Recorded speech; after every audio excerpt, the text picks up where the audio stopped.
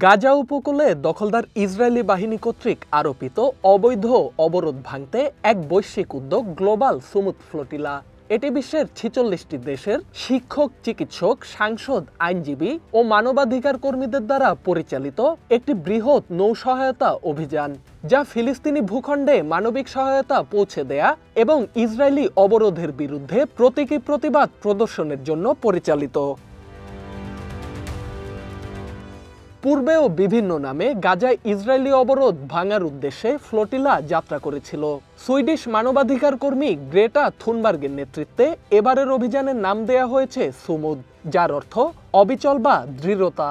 বিশ্বের ৪৬টি দেশের মোট ৪৯৭ জন কর্মী অংশ নিয়েছিলেন এবারের ফ্লোটিলা অভিযানে। তবে গাজা উপকূলে নোঙর করার আগেই আইনসম্মত নৌ অবরোধ ভাঙার অভিযোগে ৪০টি নৌযানের সকল সদস্যকে আটক করে ইসরায়েলি বাহিনী।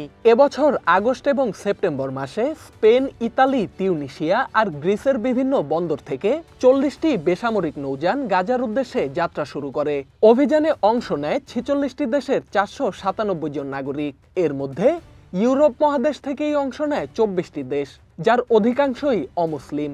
এছাড়াও এশিয়া এবং মধ্যপ্রাচ্য থেকে ৯টি, আফ্রিকা মহাদেশ থেকে ৬টি এবং ওশেনিয়া অঞ্চল থেকে ২টি দেশ অংশ নেয় এবারের অভিযানে।